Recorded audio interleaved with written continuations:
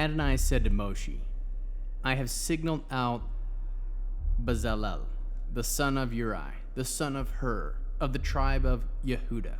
I have filled him with the Spirit of God, with wisdom, understanding, and knowledge concerning every kind of artisanry. He is a master of design in gold, silver, bronze, cutting precious stones to be set, wood carving, and every other craft. I have also appointed as his assistant Oholiv, the son of Ashemech, of the tribe of Dan. Moreover, I have endowed all the craftsmen with the wisdom to make everything I have ordered you: the tent of meeting, the ark of the testimony, the ark covering above it, all the furnishings of the tent, the table and its utensils, the pure menorah and all its utensils, the incense altar, the altar for burnt offering and all its utensils, the basin and its base, the garments for officiating, the holy garments for Aaron the Kohen, and the garments for his sons, so that they can serve in the office of Kohen, the anointing oil and the incense of the aromatic spices for the holy place. They are to make everything just as I have ordered you. Adonai said to Moshe, Tell the people of Israel, you are to observe my Shabbats, for this is a sign between me and you through all your generations, so that you will know that I am Adonai, who sets you apart for me. Therefore, you are to keep my Shabbat, because I am Adonai. You are to keep my Shabbat, because it is set apart for you. Everyone who treats it as ordinary must be put to death, for whoever does not work on it will be cut off from his people. On 6 days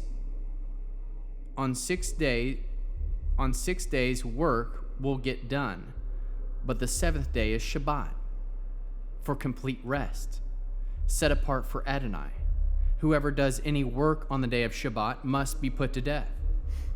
The people of Israel are to keep the Shabbat, to observe Shabbat through all their generations as a perpetual covenant.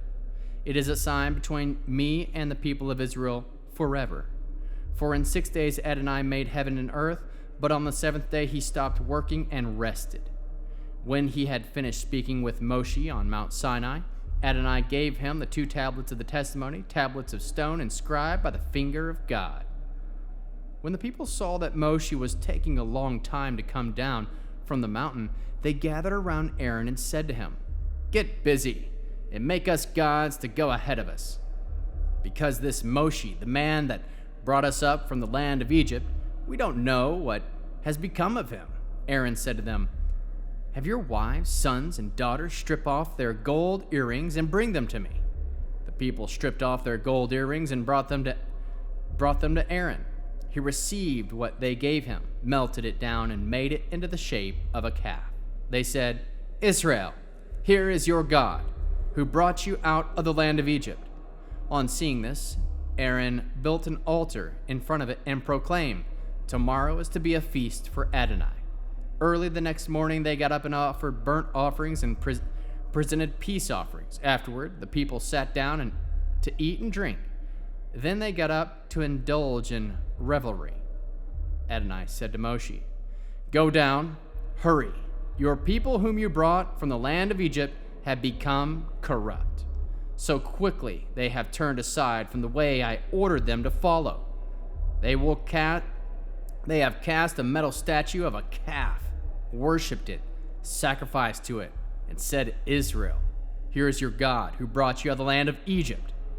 Adonai continued speaking to Moshe, I have been watching these people, and you can see how stiff-necked they are. Now leave me alone, so that my anger can blaze against them, and I can put an end to them. I will make a great nation out of you instead. Moshe pleaded with Adonai, his God. He said, Adonai, why must your anger blaze against your own people, whom you brought out of the land of Egypt with great power and a strong hand? Why let the Egyptians say it was the evil intentions that he led them out, to slaughter them in the hills and wipe them off the face of the earth? Turn from your fierce anger and relent.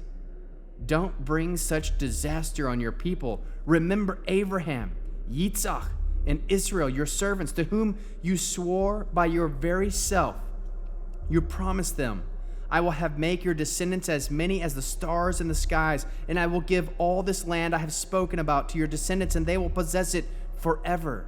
Adonai then changed his mind about the disaster he had planned for his people. Moshe turned and went down from the mountain with the 2 tablets of the testimony in his hand, tablets inscribed on both sides, on the front and on the back. The tablets were the work of God. The writing was the writing of God engraved on the tablets. When Joshua heard the noise of the people shouting, he said to Moshe, "Sounds like war in the camp." He answered, "That is neither the clamor of victory nor the wailing of defeat. What I hear is the sound of people singing." But the moment Moshe got near the camp, he saw the calf and the dancing. His own anger blazed up. He threw down the tablets he had been holding and shattered them at the base of the mountain. Seizing the calf they had made, he melted it in the fire and ground it to powder, which he scattered on the water. Then he made the people of Israel drink it. Moshe said to Aaron, "What did these people do to you to make you lead them into such a terrible sin?" Aaron replied, "My Lord shouldn't be so angry. You know what these people are like, that they are determined to do evil. So they said to me, 'Make us gods to go ahead of us, because this Moshe, the man that brought us out from the land of Egypt, we don't know what has become of him.' I answered them, 'Anyone with gold, strip it off.' So they gave it to me. I threw it in the fire, and out came this calf." When Moshe saw that the people had gotten out of control, because Aaron had allowed them to get out of control, to the derision of their enemies, Moshe stood at the entrance of the camp and shouted, "Whoever is for Adonai, come to me." All the descendants of Levi rallied around him. He told them, "Here is what Adonai, the God of Israel, says.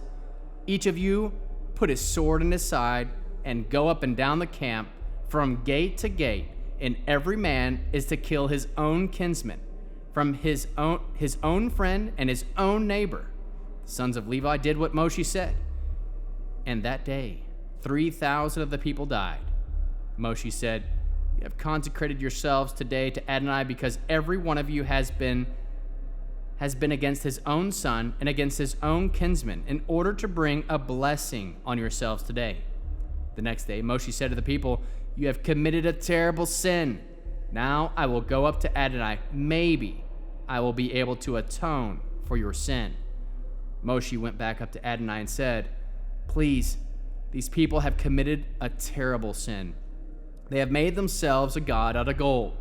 Now, if you will just forgive their sin, but if you won't, then I beg you, blot me out of your book, which you have written." Adonai answered Moshe, "Those who have sinned against me are the ones I will blot out of my book. Now go, lead the people to the place I told you about. My angel will go ahead of you. Nevertheless, the time for punishment will come. Then I will punish them for their sin." Adonai struck the people with a plague because they had made the calf, the one Aaron made. Adonai said to Moshe, Leave, you and the people you brought up from the land of Egypt, and move on from here toward the land which I swore to Abraham, Yitzhak, and Yaakov. I will give it to your descendants. I will send an angel ahead of you. I will drive out the Canaanite, Amorite, Hittite, Perizi, Hivi, and Yuvzi. You will go to a land flowing with milk and honey. But I myself will not go with you, because you are such a stiff-necked people, that I might destroy you on the way." When the people heard this bad news, they went into mourning, and no one wore his ornaments. Adonai said to Moshe, "Tell the people of Israel, you are a stiff-necked people. If I were to go up with you for even one moment, I would exterminate you. Now, keep your ornaments off. Then I will decide what to do to you." So from Mount Horeb onward, the people of Israel stripped themselves of their ornaments. Moshe would take the tent and pitch it outside the camp, far away from the camp. He called it the tent of meeting. Everyone who wanted to consult Adonai would go out to the tent of meeting outside the camp. Whenever Moshe went out to the tent, all the people would get up and stand, each man at his tent door, and look at Moshe until he had gone to the tent. Whenever Moshe entered the tent, the column of cloud would descend and station itself at the entrance of the tent, and Adonai would speak to Moshe. When all the people saw the column of cloud stationed at the entrance of the tent, they got up and prostrated themselves, each man at the door of the tent. Adonai would speak to Moshe face to face, as a man speaks to his friend. Then he would return to the camp. But the young man who was his assistant, Joshua, the son of Nun, never left the inside of the tent. Moshe said to Adonai, "Look, you say to me, 'Make these people move on,' but you haven't let me know whom you will be sending with me. Nevertheless, you have said, 'I know you by name, and also you have found favor in my sight.' Now please, if it is really the case that I have found favor in your sight, show me your ways, so that I can understand you and continue finding favor in your sight. Moreover, keep on seeing this nation as your people." He answered, "Set your mind at rest. My presence will go with you after all." Moshe replied, "If your presence doesn't go with us, don't make us go on from here. For how else will it be known that I have found favor in your sight, I and your people, other than by your going with us? That is what distinguishes us, me and your people, from all the other peoples of the earth." Adonai said to Moshe, "I will also do what you have asked me to do, because you have found favor in my sight, and I know you by name." But Moshe said, I beg you to show me your glory." He replied, "I will cause all my goodness to pass before you, and in your presence I will pronounce the name of Adonai. Moreover, I will show favor to whomever I will, and I will display mercy to whomever I will. But my face," he continued, "you cannot see, because a human being cannot look at me and remain alive. Here," he said, "is a place near me. Stand at the rock. When my glory passes by, I will put you inside the crevice of the rock and cover you with my hand until I have passed by. Then I will remove my hand, and you will see my back, but not my face is not to be seen."